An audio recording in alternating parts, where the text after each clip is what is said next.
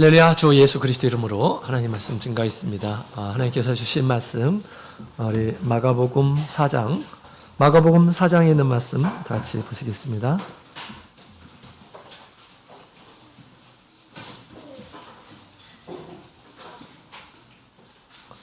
마가복음 4장 35절부터 41절까지 있는 말씀,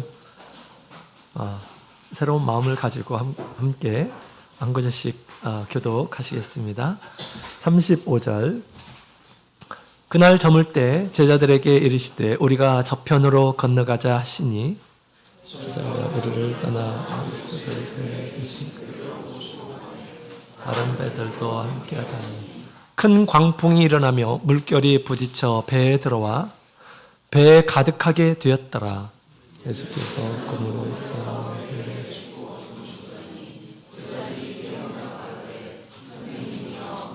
죽게 된 것을 돌아보지 아니하시나이까. 예수께서 깨어 바람을 꾸짖으시며 바다더러 이르시되 잠잠하라 고요하라 하시니 바람이 그치고 아주 잔잔하여지더라. 이에 제자들에게 이르시되 어찌하여 이렇게 무서워하느냐 너희가 어찌할 이름이 없느냐 하시니. 41절. 저희가 심히 두려워하여 서로 말하되 저가 니기의 바람과 바다라도 순종하는고 하였더라. 아멘. 할렐루야.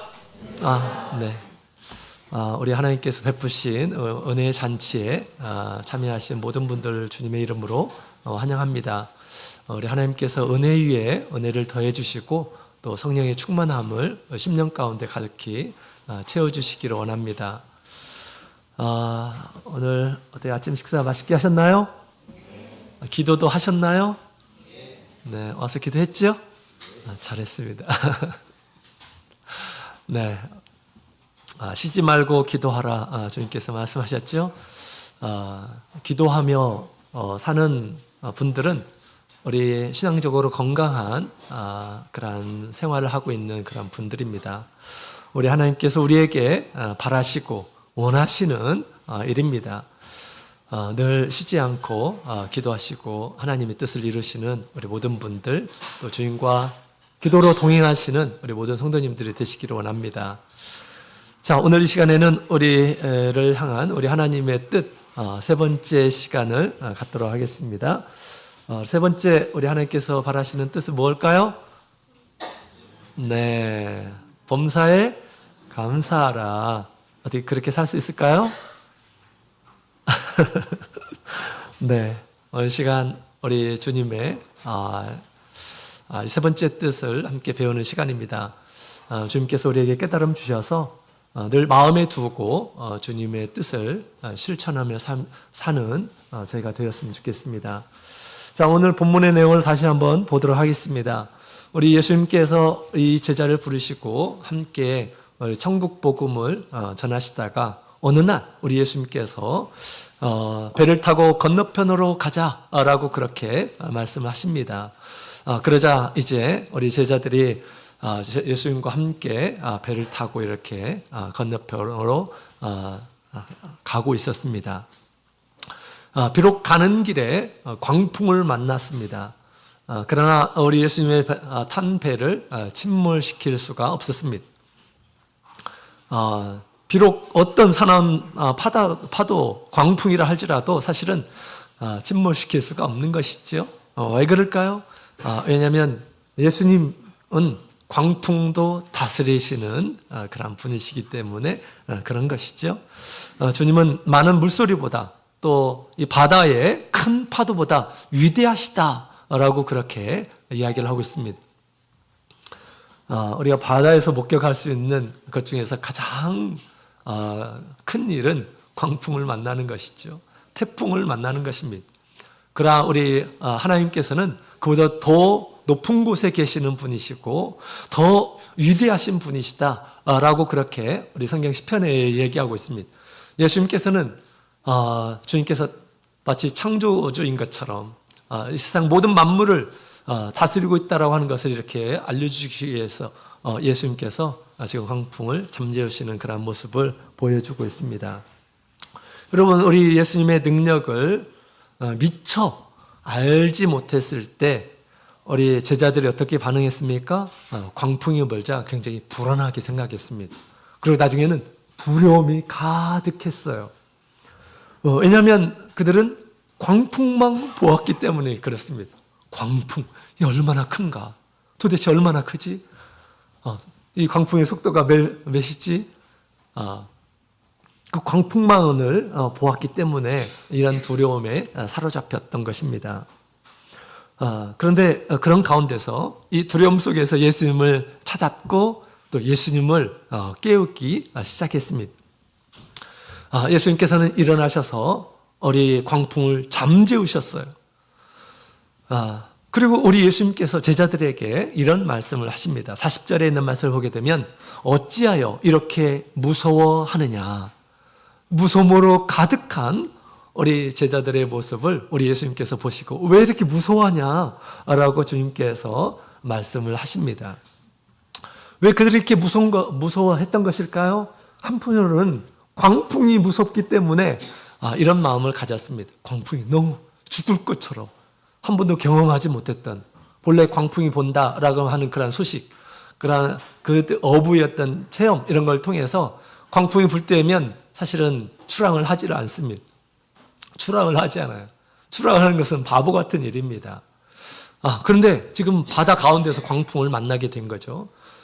광풍을 보았기 때문에 두려움이 가득했습니다. 그러나 우리 예수님의 말씀은 다릅니다. 그들이 왜 두려워했는지에 대해서 우리 40절에 있는 말씀을 보게 되면 그 뒤에 이런 말씀하시죠. 너희가 어찌 믿음이 없느냐라고 마치 꾸중하시듯이 말씀하셨어요.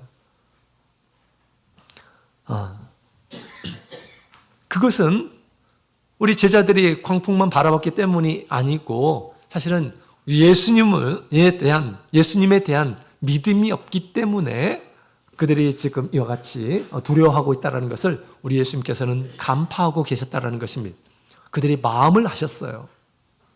그저 광풍만을 바라보고 막 두려워서 어쩔 줄 모르고 하는 그런 모습을 보았던 것입니다. 그들의 마음속에는 예수님에 대한 믿음이 없었습니다. 믿음이 없었기 때문에 두려움으로 가득 사로잡혀 있었다라고 하는 것을 우리 예수님께서 말씀을 하시는 것입니다. 만약에 예수님에 대한 믿음이 있었다고 한다면 어떻게 했을까요? 예수님에 대한 믿음이 있었다고 한다면 그 당시 당황하지 않았을 것이라고 하는 것입니다. 제자들이. 예수님에 대한 믿음이 제대로 있었다면 그들이 절대 이 광풍 가운데서도 두려워하지 않았다라고 하는 것입니다. 우리의 믿음이 얼마나 중요한지를 우리에게 말씀을 하고 있는 것입니다. 아직 제자들이 처음으로 이렇게 경험했기 때문에 그런 생각할 겨를조차 없었다고 이렇게 생각이 됩니다. 우리도 뭔가 처음 경험을 하게 되면 아무 생각이 나지 않아요. 두렵기만 하고 어쩔 줄 모르는 그런 상황을 보면서 그런 생각을 하게 되는 것입니다. 어린 제자들도 똑같았습니다.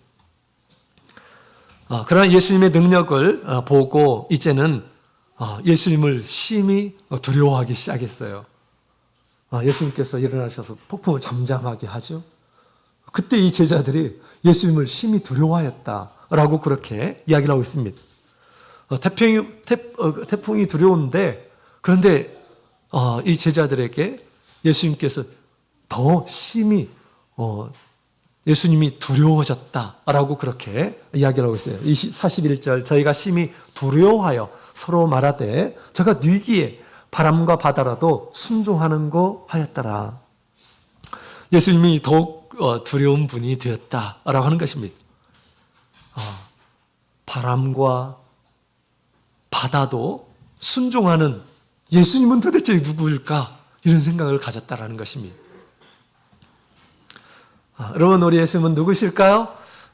예수님은 하늘과 땅에 있는 모든 것을 지으시고 다스리시는 창조주, 만물을 지으신 창조주시다라고 그렇게 이야기를 하고 있습니다. 여러분, 그것을 믿습니까? 믿음이 정말 좋으시네요. 그런데 이 제자들은 그것을 난생 처음으로 경험을 한 것입니다. 그러면서 많이 생각을 했겠죠. 그죠? 나중에는 예수님이 어떤 분이신지 잘 알았을 것입니다. 그런데 예수님에 대해서 처음 경험을 했던 것입니다. 제자들은. 만약에 제자들이 예수님을 미리 알았다고 한다면 그동안 우리 예수님이 어떤 분이시다라고 하는 것을 여러 가지를 통해서 이렇게 보여주셨죠. 그것을 통해서 예수님에 대한 믿음이 있었다고 한다면 또 예수님은 창조주이시고 광풍도 다스리는 분이시라고 이렇게 그런 믿음이 있었다고 한다면 어떻게 했을까요? 두려움의 끝에 예수님을 깨우지 않았을 것입니다. 어떻게 깨웠을까요? 바로 감사함으로 강구했을 것입니다. 감사함으로 강구했을 것입니다. 자, 이제 우리는 예수님이 누구인지를 압니다. 이 사건을 통해서도 우리가 알게 되었죠. 또 성경의 수많은 사건을 통해서 예수님은 누구이신지 계속해서 우리에게 알려주고 있습니다. 예수님의 배에 함께 탄 우리에게 하나님께서 우리에게 바라시는 것이 무엇일까요? 그것은 감사하는 것입니다. 모든 일에 감사하는 것입니다. 범사에 감사하는 것입니다. 왜? 예수님께서 함께 계시기 때문에, 내가 예수님의 배에 함께 타고 있기 때문에, 나의 인생에 예수님께서 계시기 때문에 모든 것 가운데에서 우리가 감사할 수 있다라고 그렇게 얘기하고 있다라는 것입니다. 무서워하고 또 우리 겁을 먹고 불평하고 원망하고 하는 것들은 사실 예수님을 믿지 않은 그런 증거예요. 예수님을 믿지 않은 증거입니다. 우리 믿지 않는 사람들의 특징을 로마서 1장 21절에 있는 말씀을 보게 되면 이렇게 얘기하고 있습니다. 하나님을 알 때 하나님으로 영화롭게도 아니하며 감사치도 아니하고 오히려 그 생각이 허망해지며 미련한 마음이 어두워졌나니. 하나님을 믿지 않는 이런 사람들은 감사하지 않습니다. 또 하나님을 믿지 않는 이런 사람들은 찬양하지도 않는다, 영화롭게 하지도 않는다라고 그렇게 이야기를 하고 있습니다. 왜냐하면 하나님께서 세상을 창조하심을 믿지 않기 때문입니다. 그러나 우리 땅과 하늘은, 그리고 그 안에 있는 모든 만물은 우리 하나님께서 이렇게 창조하셨습니다.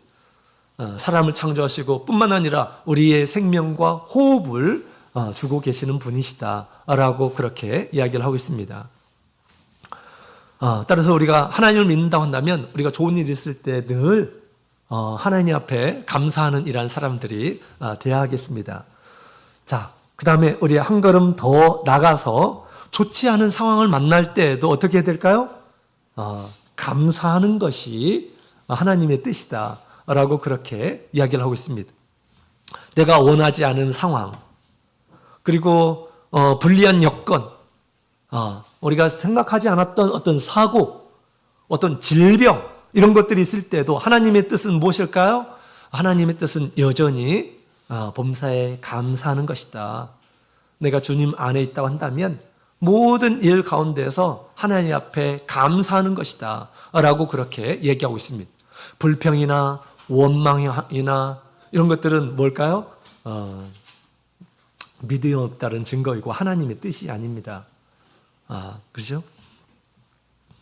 그렇다면 우리가 이것이 하나님의 뜻인데 불리한 여건 가운데서 어떻게 하나님께 감사할 수 있을까?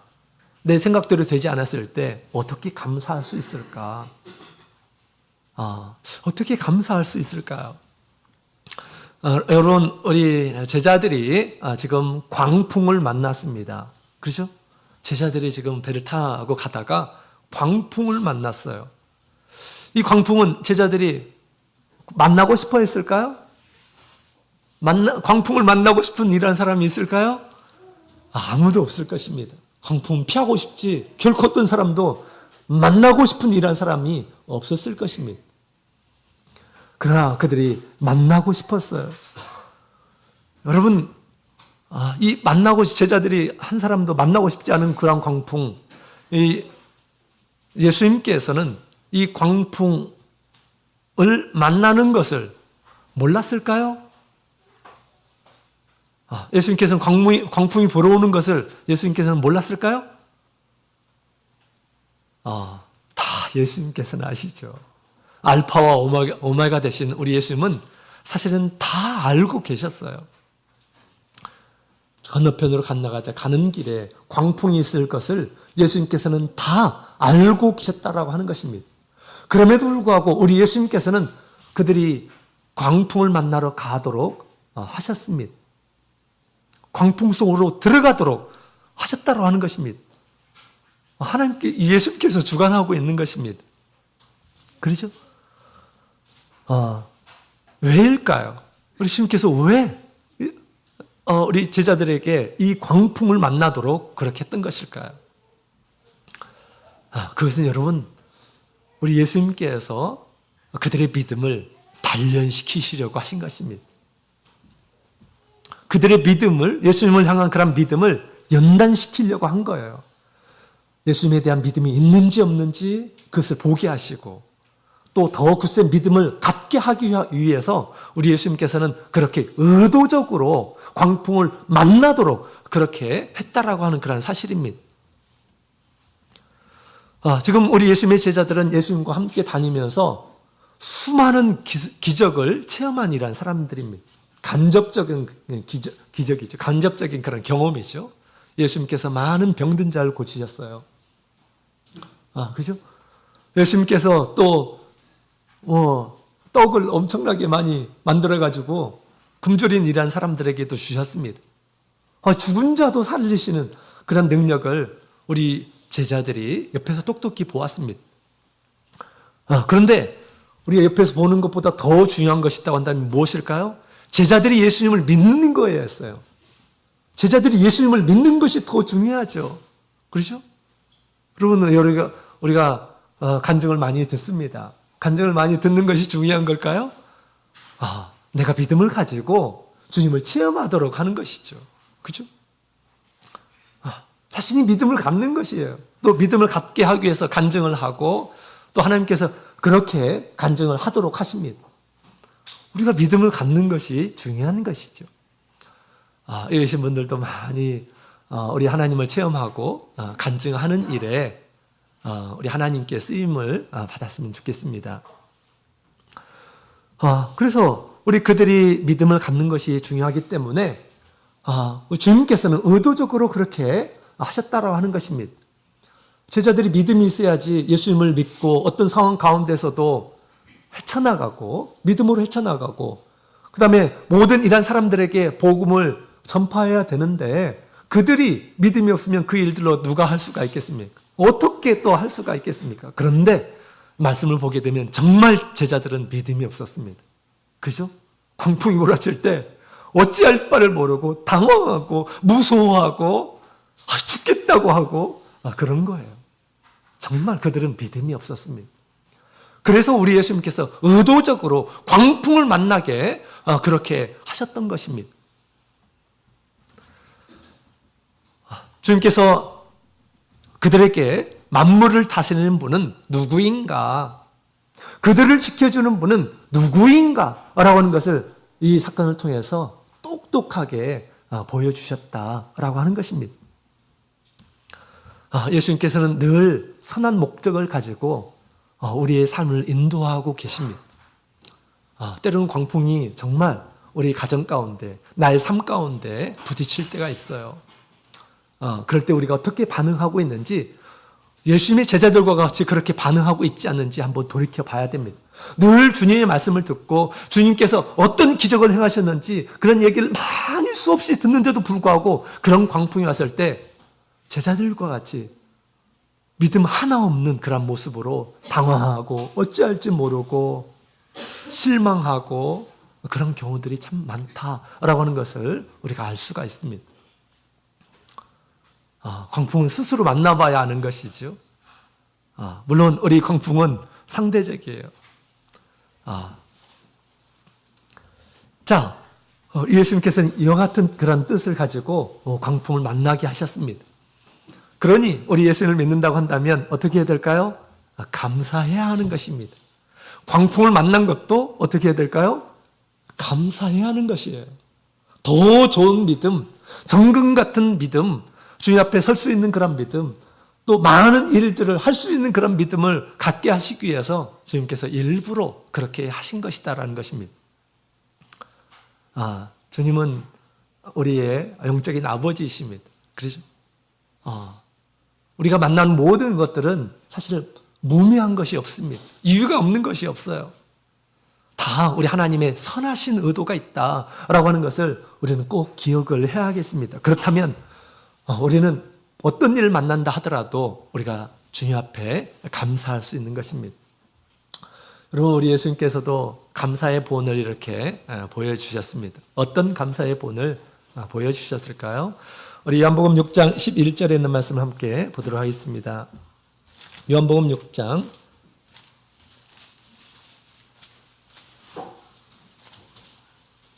11절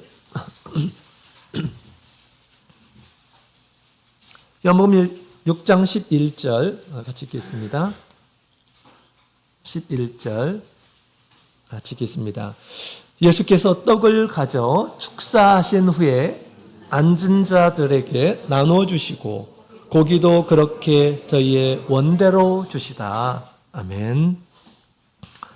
자, 여기에 보면 축사라고 하는 그런 말이 나오죠. 축사는 오늘 오면 감사했다라고 하면 감사하다라고 하는 그런 뜻입니다. 지금 우리 예수님께서 예수님을 믿는 이런 사람들이 지금 밥을 굶고 예수님의 말씀을 듣고 있었습니다. 남자들만 5,000명이나 되는 이런 사람들이었어요. 너에게 먹을 것이 있느냐? 떡 5개와 물고기 2마리를 가져왔습니다. 이때 우리 예수님께서 그것을 가지고 떡 5개와 물고기 2마리를 가지고 하나님 앞에 감사드렸다라고 그렇게 이야기를 하고 있습니다. 지금 굶주린 사람은 몇 명이에요? 5,000명이나 됩니다. 굶주리고 있는 이런 사람들이 5,000명이 돼요. 근데 떡이 몇 개예요? 5개밖에 되질 않아요. 이게 뭐예요, 도대체 이게? 그죠? 그런데 우리 예수님께서는 그것을 가지고 하나님 앞에 감사드렸다라고 그렇게 이야기를 하고 있습니다. 그 감사는 어디에서 나온 것일까요? 하나님을 믿기 때문에 우리 예수님께서 감사를 하신 것입니다. 부족해도 하나님을 믿기 때문에 감사를 합니다. 이때 어떤 일이 벌어집니까? 이 떡이 사라지지 않아요. 계속해서 5,000명이 뭡니까? 남자들만 5,000명인데 수많은 사람들이 그 떡으로 인해서 배부르고 또 남은 게 몇 바구니라고요? 12바구니가 남았다라고 그렇게 이야기를 하고 있습니다. 예수님께서는 부족한 가운데서도 우리 하나님 앞에 있는 것으로 감사하고 또 하나님을 믿기 때문에 이렇게 하나님께 감사 기도를 하였다라고 얘기하고 있습니다. 모세는 우리 하나님에 대한 많은 기적을 경험했던 이러한 사람이었습니다. 근데 먹는 거에 관해서는 좀 믿음이 없었던 것 같아요. 광야에서 우리 하나님의 백성들이 막 울부짖었습니다. 우리에게 먹을 것을 좀 달라, 고기 좀 달라, 막 이렇게 부르짖었습니다. 이때 이 모세가 하나님 앞에 기도합니다. 하나님 어떻게 해야죠? 이 무리한 요청을 하는데 어떻게 해야 될까요? 라고 하나님 앞에 기도하게 됩니다. 이때 하나님께서 그래? 내가 그들에게 한 달 동안 배불리 정말 지겨울 정도로 내가 먹여주겠다 라고 그렇게 우리 하나님께서 말씀하십니다. 이때 모세가 깜짝 놀라요. 어떻게 하나님께서 그 일을 하십니까? 우리가 가지고 있는 모든 소나 양떼를 다 잡아도 아니면 바다에 있는 모든 물고기를 다 공수해와도 부족할 건데 어떻게 그것을 하신다고 하십니까? 라고 그렇게 얘기를 해요. 그때 우리 하나님께서 뭐라고 하십니까? 여호와의 손이 언제 그렇게 짧아졌느냐? 라고 그렇게 주님께서 말씀하십니다. 나의 손이 언제 그렇게 짧아졌느냐? 한 달이 뭡니까? 40년 동안 우리 하나님께서는 이스라엘 백성들에게 먹을 것을 공급해 주셨어요. 그죠? 고기를 늘 공급을 해 주셨다라는 것입니다. 하나님은 그런 분이셔요. 그죠? 그래서 우리가 어떻게 해야 합니까? 우리 예수님과 같이 부족한 가운데서도 감사할 수 있는, 그것이 좋은 여건이기 때문에 감사하는 것이 아니라 모든 것을 하실 수 있는 전능하신 하나님을 믿기 때문에 감사했던 것이죠. 우리도 이와 같은 감사가 있기를 원하신다라고 하는 것입니다. 요한복음 11장 41절에 있는 말씀을 보게 되면 나사로를 살리실 때 이런 일이 있었습니다. 예수님께서 돌을 옮겨 놓으시고 예수님께서 하늘을 우러러보시고 하나님께 기도합니다. 뭐라고 기도합니까? 하나님 아버지, 내 말을 들으신 것을 감사하나이다. 아직 어떤 일도 벌어지지 않았어요. 그죠? 아직 어떤 일도 벌어지지 않았어요. 나사로가 아직 살아난 것이 아닙니다. 살아나고 나서 감사한 것이 아니에요. 아직 벌어지지 않는 일에 대해서 하나님 앞에 감사하였다라는 것입니다. 이 감사는 무엇일까요? 다시 살리시는 하나님의 능력, 하나님의 자비하심을 믿었기 때문에 우리 예수님께서 이렇게 기도하고 있는 것입니다. 응답하기 전에 그분은 모든 것을 하실 수 있는 분이시기 때문에 예수님께서는 이와 같이 감사했던 것입니다. 예수님의 감사는 좋은 일이 있기 때문에 감사하는 것이 아니에요. 그죠? 환경이 좋기 때문에, 모든 여건들이 좋기 때문에 감사한 것이 아니라고 하는 것입니다. 하나님을 믿는 믿음을 근거해서 감사했던 것입니다. 그래서 우리가 일상생활 가운데서도 늘 항상 감사하는 것이 하나님을 믿는 이란 사람들에게 하나님께서 바라시는 바이다 라고 하는 것입니다. 우리가 좋은 일이 있을 때 어떻게 감사할까요? 이 모든 것을 주시는 우리 하나님께 감사합니다. 그렇게 기도해야 돼요. 믿지 않는 이란 사람들은 그런 기도를 하지 않아요. 자기의 능력대로 된 줄로 착각을 합니다. 그렇지 않아요.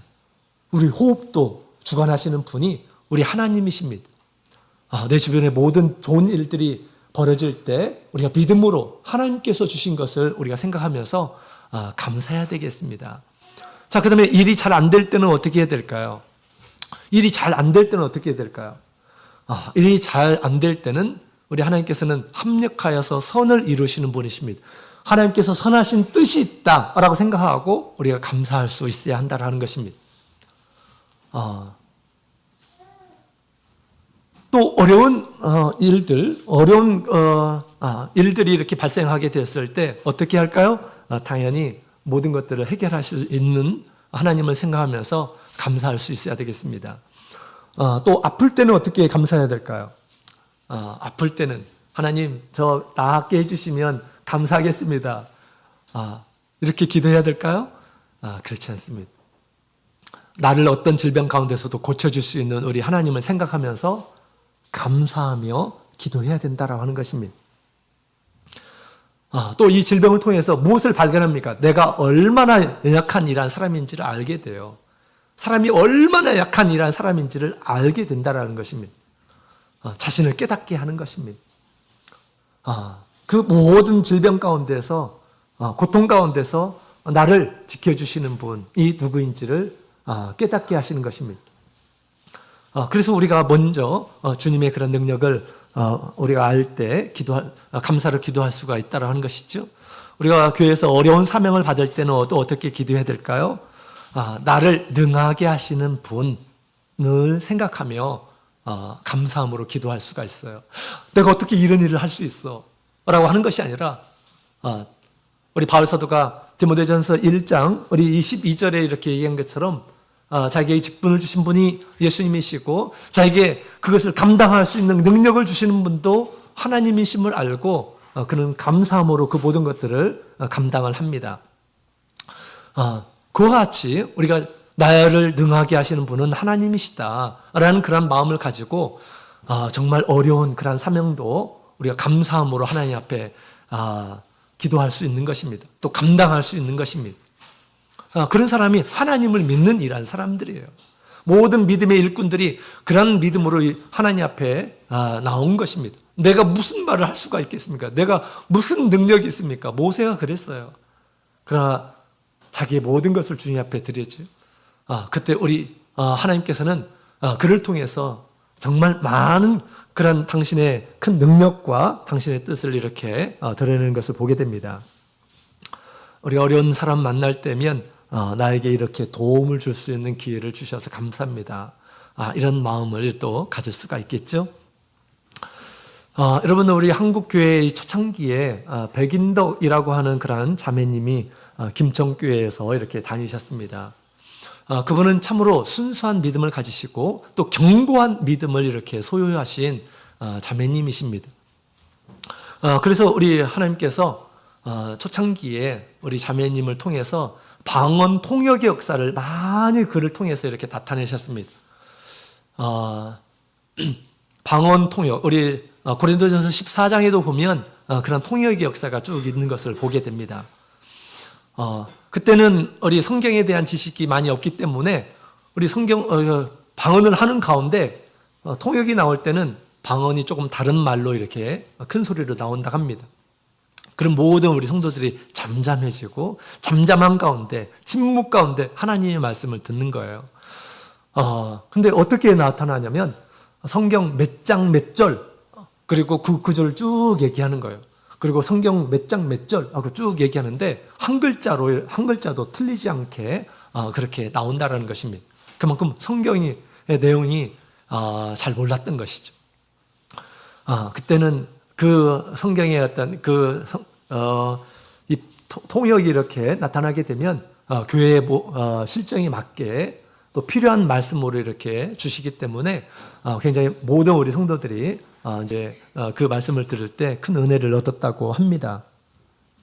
그래서 늘 이렇게 이제 자주 교회에서 이런 통역의 은사를 가져서 이제 그 통역을 하게 되었던 거죠. 그런데 어느 날 이 자매님께서 혼자 집에서 기도를 하시는데 갑자기 통역이 나온 거예요. 스스로 알 수 있는 그런 통역이 자기도 모르게 말이 나온 것입니다. 아주 이례적인 거예요. 늘 교회에 와서 교회에서 이제 같이 기도하는 가운데 그런 통역이 나왔는데 오늘날은 자기가 혼자 기도하는데 그 말이 나온 거예요. 이런 적은 없었다고 합니다. 그런데 그때 이렇게 나온 것입니다. 그때 우리 자매님은 혼자서 이렇게 믿음 생활을 하고 있었다고 합니다. 그런데 혼자서 믿음 생활하는 가운데서 가족들의 강한 반대를 이렇게 직면을 하고 또 이 형제 자매들 그다음에 부모님도 교회 가는 것을 막았을 뿐만 아니라 어렵게 구했던 이 성경도 그냥 그 불을 태웠다고 합니다. 아궁이에 던져가지고 성경 활활 타오르게 그랬다는 것이에요. 그래서 가지 못하도록 그렇게 막고 그랬다는 것입니다. 그렇게 아주 슬픔 가운데 있는 가운데 자기가 이제 집에서 기도를 하는데 이런 통역에 스스로 통역을 하는 그런 말씀이 나온 것입니다. 그 말씀이 어떤 말씀일까요? 바로 데살로니가전서 5장 16절에서 18절의 말씀이에요. 항상 기뻐하라. 쉬지 말고 기도하라. 범사에 감사하라. 이는 그리스도 예수 안에서 너희를 향하신 하나님의 뜻이니라 라고 하는 그런 말씀이 나온 것입니다. 이때 이 자매님이 깜짝 놀랐답니다. 하나님께서 나에게 말씀을 주시는구나. 하나님께서 지금 이 상황에서 내가 해야 할 것이 무엇인지를 주님께서 알려주고 계시는구나. 나는 왜 이렇게 핍박을 받지? 신앙생활 하는데 왜 이렇게 핍박을 받지? 다른 사람들은 한 가정이 교회에 와서 예배를 드리고 막 부러웠고 근데 나는 왜 이렇게 혼자서 믿음 생활을 해야 되는 것일까? 또 신앙 때문에 왜 내가 이렇게 핍박을 당해야 되는 거지? 이런 생각을 가진 것입니다. 그러면서 슬프고 그런 마음을 가졌던 거죠. 원망스럽고 그런 마음이 가졌던 것입니다. 이때 하나님의 뜻은 기뻐하는 것이다. 그리스도 안에서 기뻐하는 것이다. 왜 기뻐할 수가 있습니까? 하나님을 믿기 때문에 기뻐하는 것이죠. 주님께서 나와 함께 하시기 때문에 기뻐할 수 있는 것이죠. 또 기도하라 라고 그렇게 얘기합니다. 자기 자신을 위해서 기도할 뿐만 아니라 믿지 않는 이러한 사람들, 사랑하는 가족들을 위해서 뭘 해야 될까요? 불평, 불만만 얘기하면 될까요?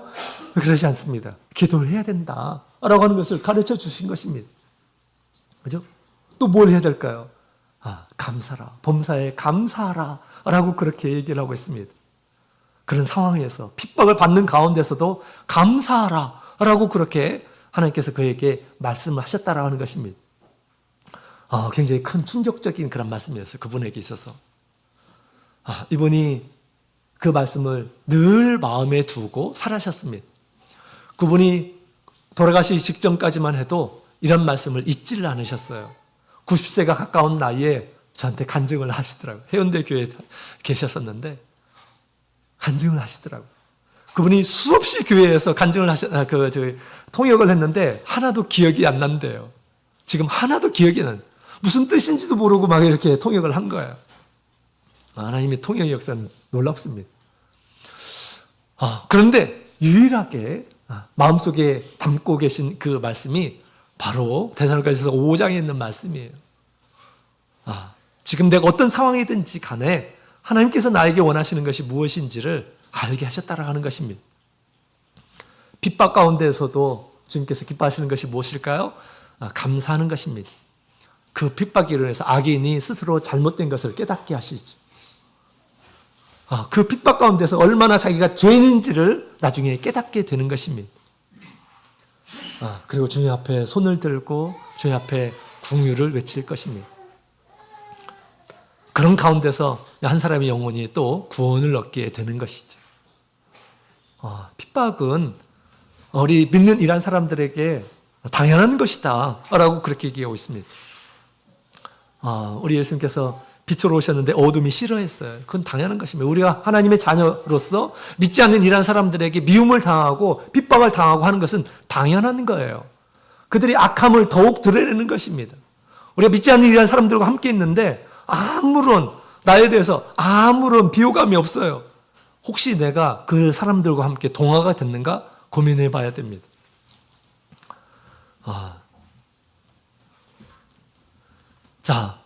그래서 이 말씀은 우리 자매님에게 평생 힘이 되었던 그런 말씀, 죽을 때까지 마음속에 간직한 그런 말씀이라고 이렇게 합니다.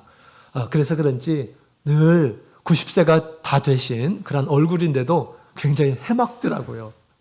해맑아요.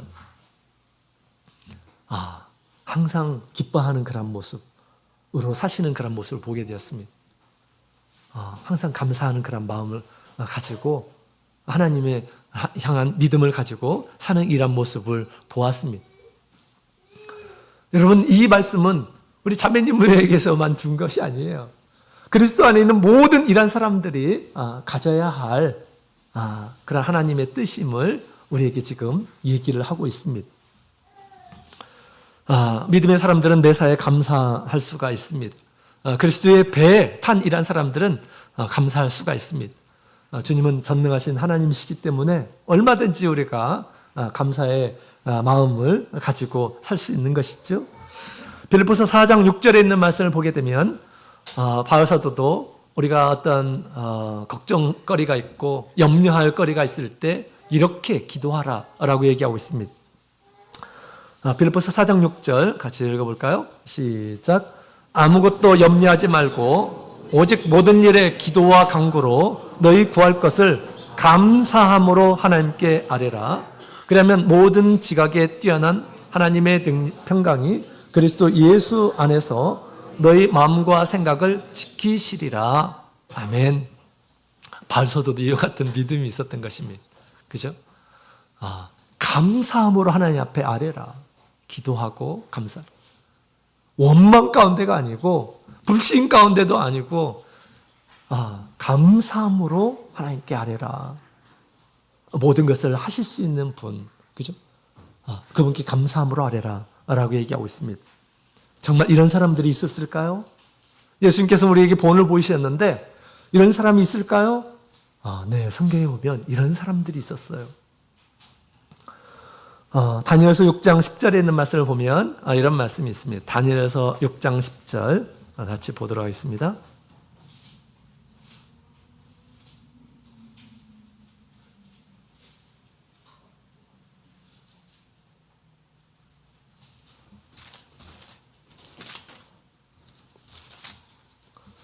찾으셨으면 함께 읽어보도록 하겠습니다. 시작. 다니엘이 이 조서에 어인이 찍힌 것을 알고도 자기 집에 돌아가서는 그 방에 예루살렘으로 향하여 열린 창에서 전에 행하던 대로 하루 3번씩 무릎을 꿇고 기도하며 그 하나님께 감사하였더라. 아멘. 다니엘이 하나님 앞에 감사 기도하고 있는 그런 모습을 보여주고 있습니다.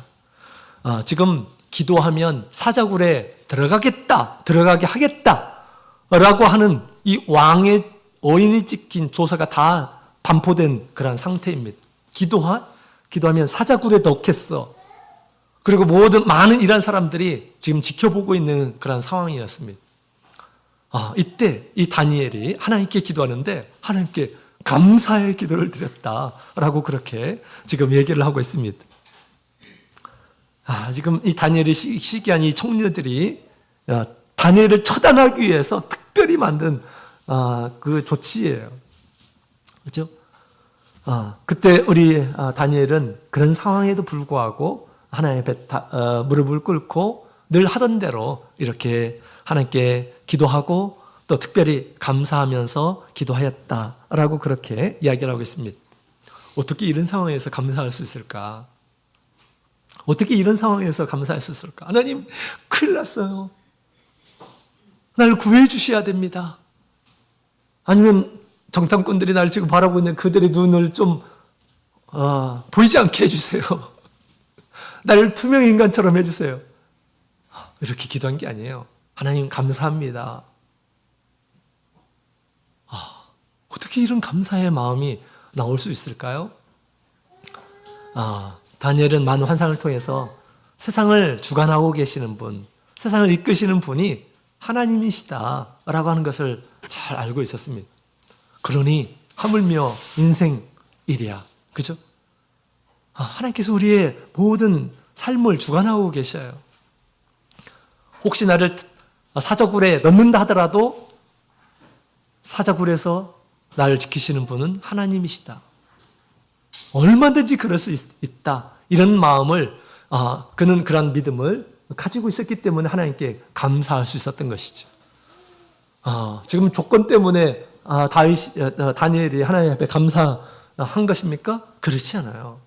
하나님을 믿기 때문에 그는 감사할 수 있었다는 것입니다. 감사는 어떤 조건이 아니라 하나님과의 관계에서 나오는 믿음의 표현인 것입니다. 감사는 두려움을 이기는 담대한 믿음에서 나오는 그런 말이에요. 감사는 이처럼 믿음 있는 일한 사람들이 할 수 있는 것입니다. 정말 그랬어요. 우리 하나님께서는 그 믿음을 보십니다. 그래서 어떻게 했습니까? 사자굴에서 사자들의 입을 하나님께서 다 보호하게 하셨다는 것이에요. 다니엘의 그 믿음을 믿음대로 되게 하신 분이십니다. 사도행전 16장에 있는 말씀을 보게 되면 우리 바울과 실라가 지금 감옥에서 붙잡혔습니다. 그가 이 빌립보 감옥에서 붙잡혔는데 그가 복음을 전하는 것으로 인해서 억울하게 매를 맞고 붙잡혔습니다. 거기서 무엇을 했을까요? 다니엘과 실라는 바울과 실라는 거기서 원망을 하고 하소연을 하고 그런 것이 아니라 그곳에서 하나님을 찬양하고 하나님께 기도하였다라고 그렇게 이야기를 하고 있습니다. 하나님을 찬송했대요. 매를 맞았는데 얼마나 아팠겠습니까? 뭐 봐주는 매를 쳤겠어요? 얼마나 아팠겠어요? 또 마음은 얼마나 억울하고 아팠겠습니까? 그래요? 그렇지 않아요?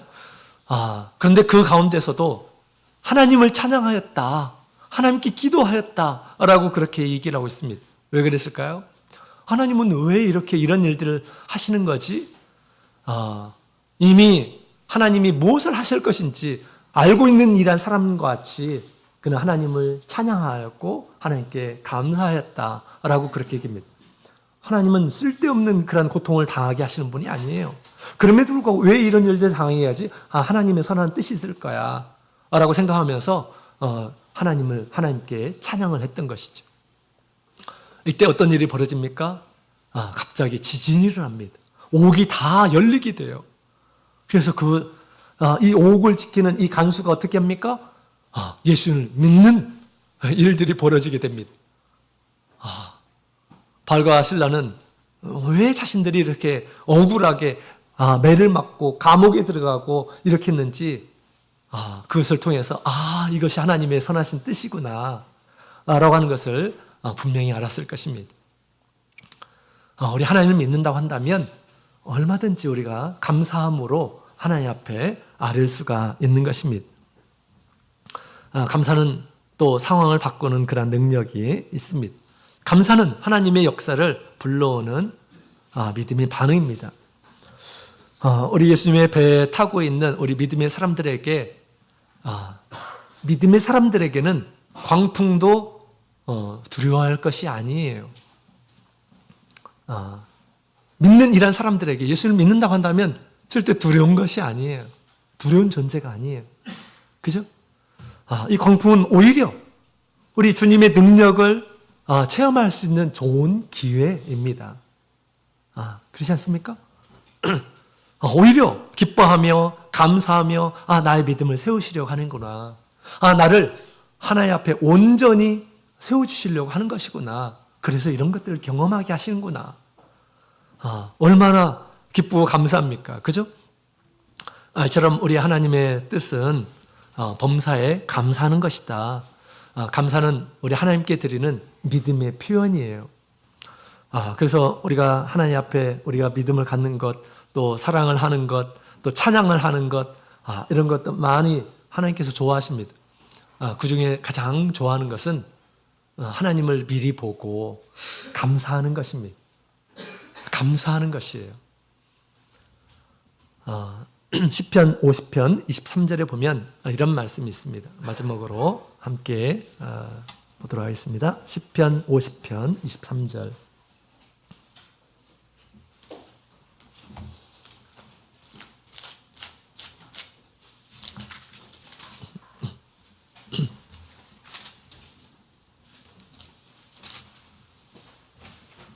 (23절) 같이 읽겠습니다.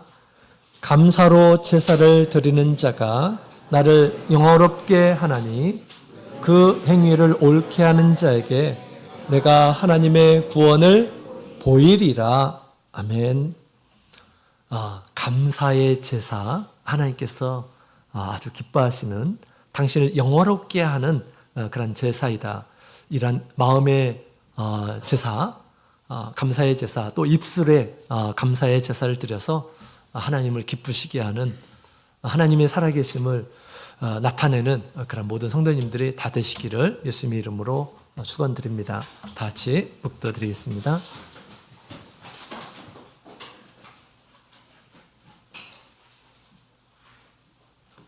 할렐루야. 아멘.